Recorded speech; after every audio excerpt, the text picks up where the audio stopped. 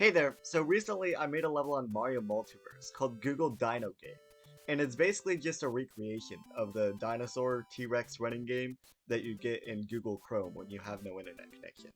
So let's see how it looks. It's basically just this, and it goes on forever, and it's like a loop. I'll speed this part up so you can see how it goes for a little while.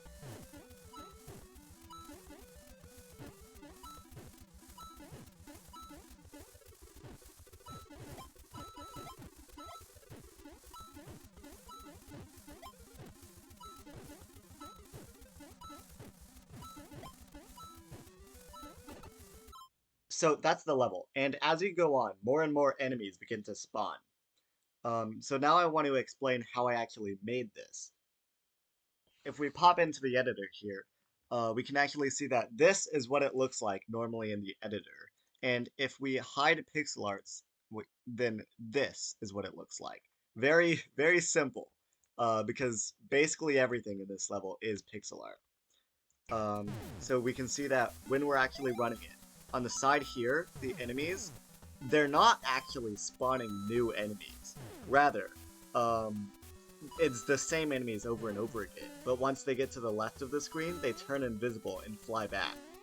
So I've had them flash when they're waiting to spawn because, well, it's not like you could ever see that, so that doesn't really like help the level, but it made it easier for me to tell, and I just kept that in. Anyway, so most enemies will be flashing for a really long time. Like if we look at this bird, then it will be flashing for 3,500 frames. And this one will be flashing for 5,432 frames. Some of these are just me typing in random numbers, however it sounds good. So that later in the level, they will start to appear. For demonstration, I've made it so that when they're supposed to be invisible, they show up as a black box instead. So now with all these black boxes, you can see all the enemies when they're flying back.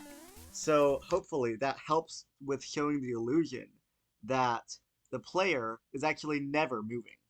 Hold on. Let me remove this ground here so you can see it.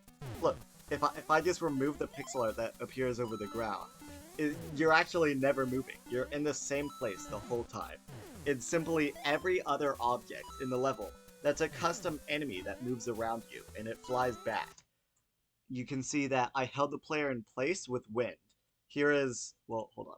Here's the here's the like faster wind that keeps you from getting there completely, and here's the slower wind that also pulls you back. That's the setup that I found to where the little dinosaur vibrates the least, which you can still tell like the dinosaur is vibrating a little bit and it looks bad. But I figured out that with that setup, I was at least able to minimize that, so it doesn't look as bad in the actual level. I haven't seen anyone notice it, so I think that means I've done a good job. There's no way to make custom enemies behave randomly in Mario Multiverse, so even though it's a loop, I was able to make them seem random by giving them different waiting times in comparison to one another, with how long it takes for them to go and fly back. The bird takes 250 frames. This first cloud takes 40 frames. This second cloud takes 80 frames. The cactus takes 200 frames. And all of this makes it so that they desynchronize with one another. And it's not random, but it emerges based on these cooldowns that I've given them. Since the player is always in the same place and the screen doesn't scroll, I was able to make a sort of UI for this level. You can already see, these borders here that don't really move. And so it's meant to look like different tabs, if that wasn't evident enough.